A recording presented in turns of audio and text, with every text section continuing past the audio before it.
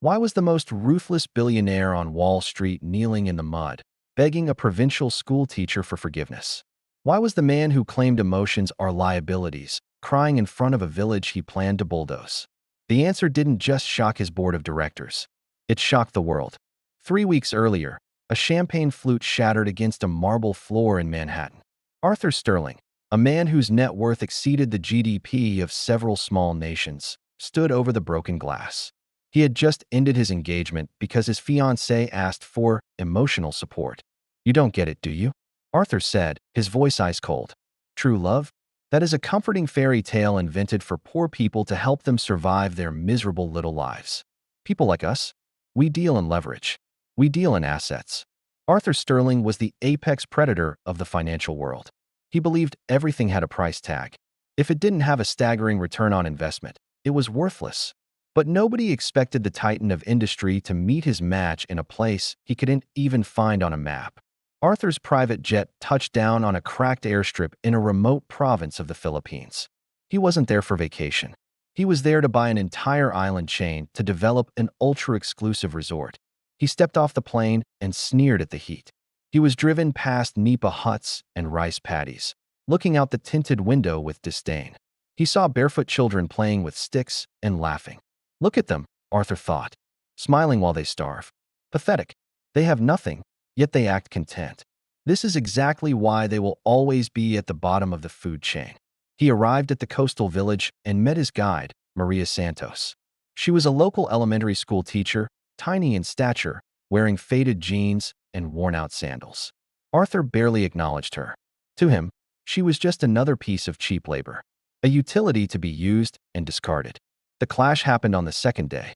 They were walking along the coastline Arthur planned to destroy. Just as Maria tried to explain the heritage of the land, a commotion broke out. An elderly fisherman's boat had capsized in the surf. Without a word, Maria dropped her notebook and ran. She dove into the churning waves, fought the current, and dragged the old man to shore. Villagers rushed over immediately. One gave his dry shirt, another ran for hot soup. They were laughing with relief, sharing what little they had. Arthur watched from the dry sand, arms crossed, an amused smirk on his face. When Maria returned, dripping wet and shivering, Arthur shook his head. "That right there," Arthur sneered, pointing at the shivering fisherman. "That is your problem." Maria wiped seawater from her eyes. "Excuse me." Arthur stepped closer, looming over her. "You people are poor because you are too emotional. You share your last bowl of rice, so you both starve. You dilute your resources helping the weak. That isn't kindness, Maria. It's stupidity." The air around them seemed to freeze. The villagers went silent. Nobody spoke to Maria Santos like that. But Maria didn't flinch. She looked the billionaire in the eye with a calmness that was almost terrifying. "Mr. Sterling," she said softly, "you know the price of everything, but the value of nothing. You think your bank account makes you a giant." She pointed toward the horizon. The sky was turning a bruising shade of purple. "A storm is coming," she warned. "Stay tonight. Watch us survive. And then tell me that love is for poor people." Arthur laughed. He went back to the concrete guest house provided by the mayor, feeling invincible. He had survived hostile takeovers. A little rain meant nothing to him. For hours later, hell arrived on Earth. The typhoon hit with a violence that defied physics. The wind screamed like a banshee. The power grid failed instantly. Arthur Sterling, the master of the universe, was cowering in the dark. But nature doesn't care about net worth. The storm surge smashed into the village. The safe, concrete walls of the guest house cracked under the pressure of the ocean. The doors splintered inward, and a wall of black water crashed into the room. Arthur was swept out into the night.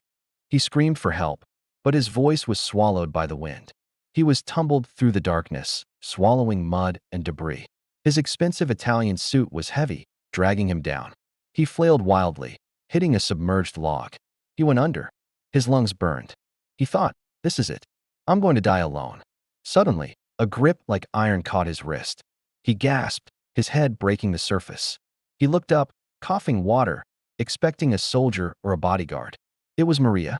She was bracing herself against a coconut tree, the floodwaters rushing around her waist. She was holding the full weight of the man who had called her stupid hours ago. Her face was set in a grimace of pure effort. "Hold on," she screamed over the wind. She didn't let go. She pulled him toward the tree, fighting the current that wanted to take them both. She dragged him onto higher ground, shivering and defeated, right alongside the poor villagers he despised. Arthur collapsed in the mud, gasping for air. He looked around. The villagers were huddled together under a tarp. They were wet, they were cold, and they had lost their homes. But they were checking on each other. They were sharing a single dry blanket. And now, they were making space for him. The man who wanted to bulldoze their homes was being sheltered by their bodies. Arthur Sterling slumped back against the tree. The realization hit him harder than the storm. He was the poorest man on that island. The morning sun illuminated a scene of total devastation. The village was flattened. Mud covered everything. Arthur stumbled to his feet. His loafers were gone. His suit was rags. He felt something he hadn't felt in 30 years. Shame. Deep, burning, agonizing shame. He found Maria near the ruins of the schoolhouse. She was covered in bruises, exhausted beyond measure, yet she was already organizing a relief kitchen. Arthur walked up to her. The entire village went silent. The arrogant CEO was gone. Standing there was just a broken man. Maria, his voice cracked. He looked at the people working together to clear the rubble, singing as they worked. "I have billions of dollars," Arthur whispered, tears cutting tracks through the grime on his face. "But out there in that water, you had more power than I have ever known." And then, the moment that would be retold for generations happened. Arthur Sterling dropped to his knees in the mud. He bowed his head before the provincial teacher. "You were right," he wept. "I was the stupid one. Please, teach me. Teach me how to be rich like you." Arthur Sterling never built his resort. Instead, he anonymously funded the complete reconstruction of the village, ensuring every home was stormproof. He flew back to New York, but he left his cynicism buried in the Filipino mud. He came looking to exploit a poor nation, and instead, he got schooled in humanity by a woman with nothing in her pockets, but a universe in her heart. They try to break us with poverty. They try to break us with storms. But the world keeps forgetting one thing about the Filipino spirit. You cannot bankrupt a heart that runs on love. It is unbreakable. It is undefeated. And it is absolutely priceless.